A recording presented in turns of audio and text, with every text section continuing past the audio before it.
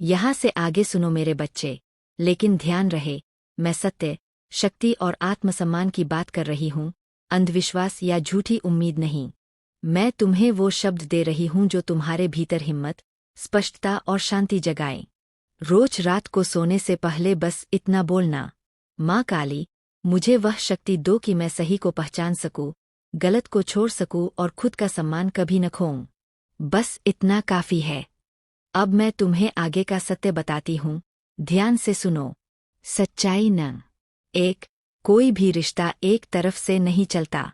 अगर तुम्हारा पार्टनर सच में लौटेगा, तो इसलिए नहीं कि कोई उपाय, टोना, तंत्र ने उसे खींचा, बल्कि इसलिए कि उसके दिल में अभी भी भावनाएं हैं और उसकी समझ पर पर्दा हटेगा।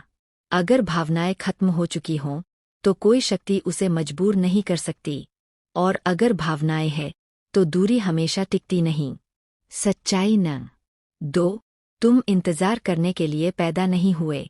सच यह है, तुमने रोया, टूटे, थके, पर तुमने कभी खुद को छोड़ा नहीं। अब शक्ति का समय है। अब पीछा नहीं, अब प्रार्थना नहीं, अब आत्मसम्मान। जो तुम्हारे लिए बना है, वह खुद रास्ता ढूंढेगा, और जो नहीं बना, वह हट जाएगा, और यह भी तुम्हारे हित में होगा। सच्चाई न तीन, वापसी कभी तुरंत नहीं होती। वापसी दो तरह की होती है। सच्ची वापसी, समझ, सम्मान और बदले हुए व्यवहार के साथ। झूठी वापसी, अकेलेपन, डर या जरूरत के साथ। पहला रिश्ता बनाता है, दूसरा रिश्ता तोड़ देता है। इसलिए अगर वह लौटे, तुम देखना उसके शब्द नहीं, उसका व्यवहार बदल है या नहीं। सच्चाई न चार, तीसरी ऊर्जा असल में बाहरी नहीं, भीतर होती है।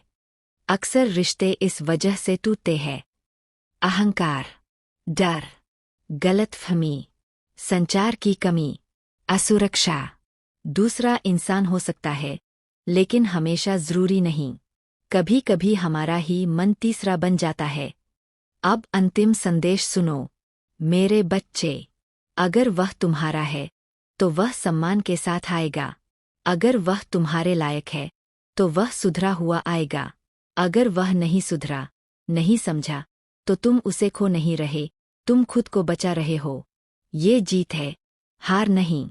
अब तुम्हारे लिए मार्गदर्शन। आने वाले दिनों में तुम यह ध्यान रखो, अपने काम में लगो, खुद को बेहतर बनाओ, शांत रहो, संदेशों में कमजोरी मत दिखाओ। निर्णय दिल से नहीं, दिमाग प्लस आत्मसम्मान से लो। जो भी जब कोई इंसान वापस आता है, उसका मन बहुत जटिल अवस्था में होता है। उसके अंदर 5 चीजें चलती है: अपराधबोध, डर, उलझन, उम्मीद, अहंकार। तुम्हें इनमें से किसी से भी लड़ने की जरूरत नहीं।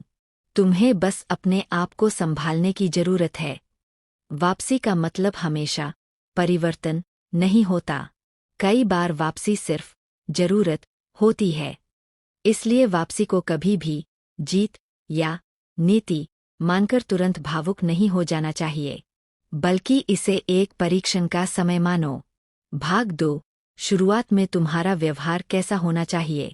जब वह लौटे और संपर्क करे, चाहे कॉल, मैसेज या सामने, तब तुम्हें 1. शांत रहना है। भावुक, रोते हुए, टूटे हुए नहीं दिखना, क्योंकि भावुकता इंसान को गलत निर्णय करवाती है। सीधे सादे शब्दों में, न बहुत गर्मजोशी, न बहुत ठंडापन, बस शांत, संतुलित और गरिमामय। यही तुम्हारी सबसे बड़ी ताकत होगी। 2. तुरंत हाँ मत कहना।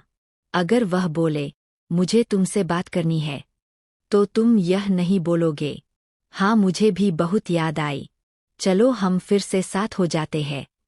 इसके बजाय, बात कर सकते हैं, पर धीरे धीरे। पहले चीजें समझनी होंगी। ठीक है, लेकिन सब समय लेगा। ये वाक्य संतुलित है। 3. तुरंत पुराने समय पर मत जाना। लोग गलती इसी जगह करते हैं। जैसे ही पार्टनर लौटता है, वे उसी दिन, घंटों बात, प्यार भरी चैट, कॉल्स, इमोशनल बातें, और फिर वही पैटर्न, फिर वही दर्द।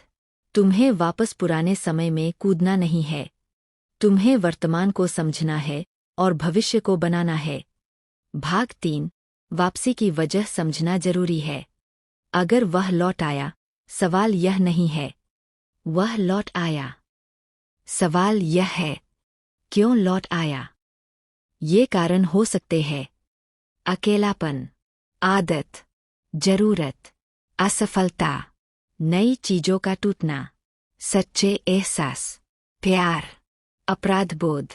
हर कारण पर प्रतिक्रिया अलग होती है, इसलिए तुम्हें पहले उसके व्यवहार और शब्दों से उसकी वजह समझनी होगी। तुम सीधे पूछ नहीं होगे तू क्यों आया। नहीं, यह बचकाना तरीका है। तुम यह पूछोगे इस बार तुम क्या सोचकर बात कर रहे हो। तुम्हारी भावना क्या है अभी। तुम्हारे मन में क्या चल रहा है। ये प्रश्न दबाव नहीं डालते पर स्पष्टता देते हैं।